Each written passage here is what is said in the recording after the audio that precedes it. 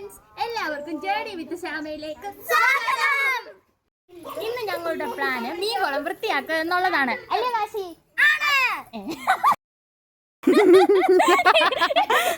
ചില സാഹചര്യങ്ങൾ മൂലം ഞങ്ങൾക്ക് ഇതുവരെ ഞങ്ങളുടെ മീൻകുളം ഒന്ന് ബെറ്റർ ആക്കാൻ പറ്റിയില്ല. അപ്പം ഞങ്ങൾ ഇന്ന് മീൻകുളം നല്ല വൃത്തിയാക്കി എടുക്കാൻ പോവുകയാണ്. അപ്പം നിങ്ങൾ എൻ്റെ കൂടെ പോന്നോളൂ. ആദ്യം നിങ്ങളെ ഞങ്ങളുടെ മീൻകുളത്തിന്റെ അവസ്ഥ ഒന്ന് കാണിച്ചു തരാം, വായോ. ഇതാണ് ഞങ്ങളുടെ മീൻകുളത്തിന്റെ അവസ്ഥ. ഇതിൽ മീനുണ്ടോ ഇല്ലയോ എന്ന് പോലും ശരിക്ക് കാണാൻ സാധിക്കുന്നില്ല. എന്തായാലും മീനുണ്ടെങ്കിൽ നമുക്ക് അതിനെ രക്ഷിക്കണം.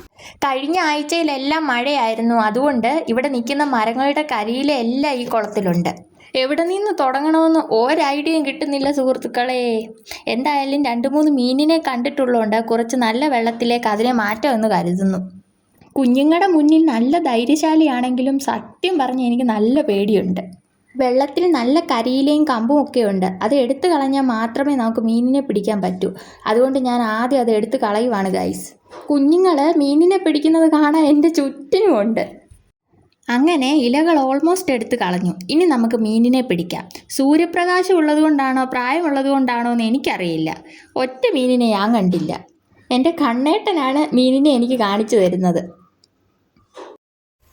കുറച്ച് സമയത്തെ പരിശ്രമത്തിന് ശേഷം നമ്മൾ ഈ കുളം ഈ രീതിയിലേക്ക് വരെ എത്തിച്ചിട്ടുണ്ട്. കണ്ടാൽ ചെറിയ കുളമാണെന്ന് തോന്നുമെങ്കിലും കുറച്ചധികം പണി അതിലുണ്ടായിരുന്നു. കുളത്തിലെ മീനിനെ എല്ലാം സേഫ് ആക്കി വെച്ചിട്ടുണ്ട്. കണ്ടോ, ഞാൻ വിചാരിച്ചതിലും മീനുകൾ അതിലുണ്ടായിരുന്നു.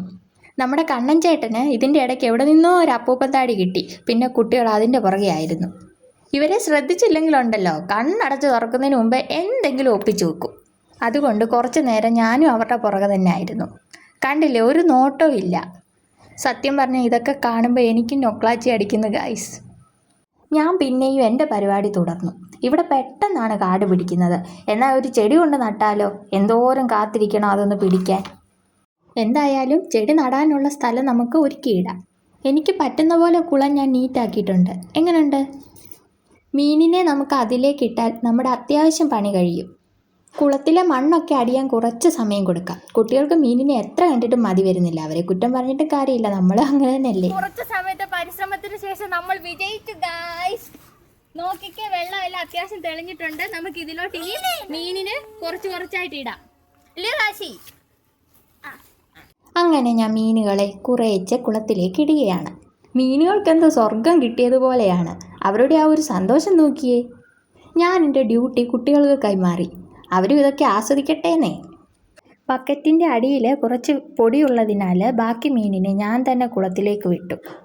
മീനുകൾ ഉച്ചമയക്കത്തിലാണെന്ന് തോന്നുന്നു, ഇറങ്ങി വരുന്നില്ല. അപ്പോൾ ഫ്രണ്ട്സ്, നമ്മുടെ കുളം ഇപ്പോൾ ഏകദേശം റെഡി ആയിട്ടുണ്ട്. നമ്മൾ വിചാരിച്ചതിനെക്കാട്ടി അത്യാവശ്യം മീനിനെയൊക്കെ നമുക്ക് കിട്ടിയിട്ടുണ്ട്. അപ്പോൾ ഇനി നമുക്ക് കുറച്ച് പറ്റുവാണെങ്കിൽ ഒരു ആമ്പലൊക്കെ നട്ട് വരും ദിവസങ്ങളിൽ കുറച്ച് ചെടിയൊക്കെ വെച്ച് ഇതിനെ കൂടുതൽ മനോഹരമാക്കാൻ പറ്റുമെന്ന് കരുതുന്നു. അപ്പോൾ ഇന്നത്തെ വീഡിയോ നമുക്ക് ഇത്ര ഉള്ളു ഗൈസ്. ഇനി പുതിയൊരു വീഡിയോയുമായിട്ട് വീണ്ടും കാണുന്നവരേക്കും ബൈ.